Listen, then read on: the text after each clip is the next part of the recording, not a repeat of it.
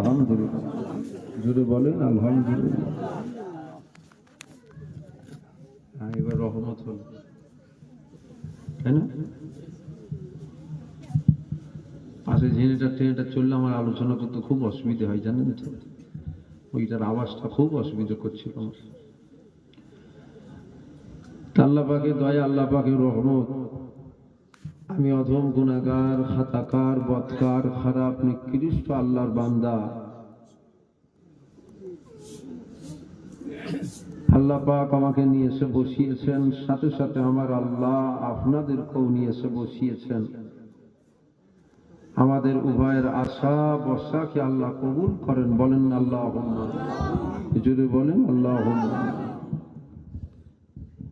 সাথে সাথে আজ বিশেষ করে মাইকের আওয়াজ যতদূর পর্যন্ত যাচ্ছে, আমি আপনাদের পীরের আওলাদ,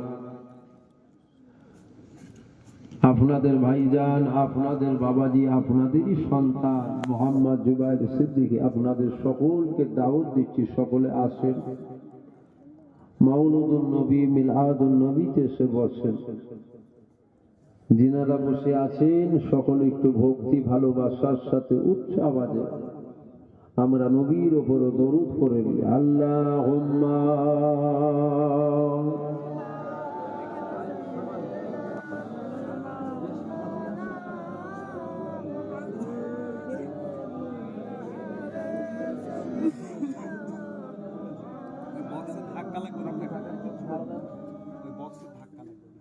আউযু বিল্লাহি মিনাশ শাইতানির রাজীম।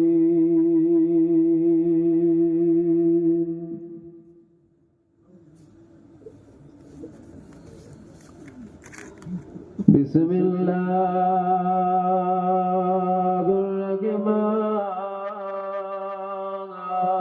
রহমানির রহিম।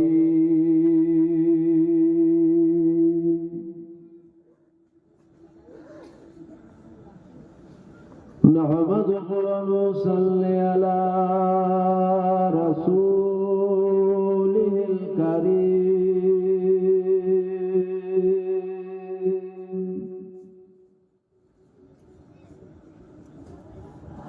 আম্মা বা'দ ফায়া আইয়ুহাল হাযিরুন রাহিমাকুমুল্লাহ।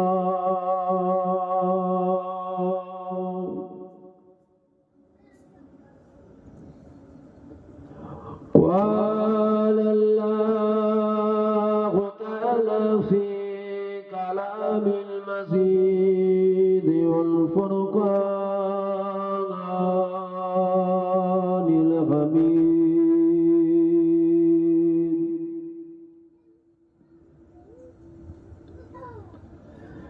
إن الله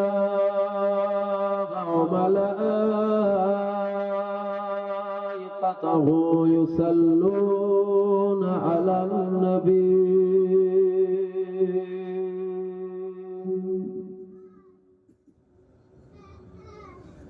يا أيها الذين آمنوا صلوا عليه وسلموا تسليما. اللهم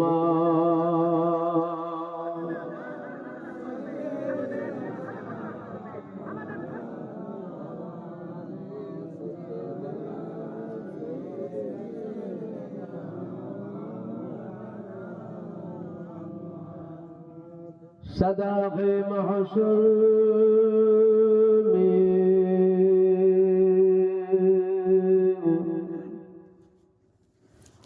لبيك لبيك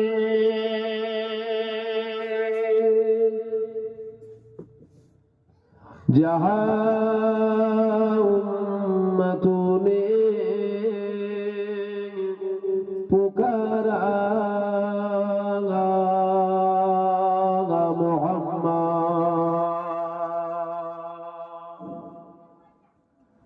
हमें जानो दिल से प्यारा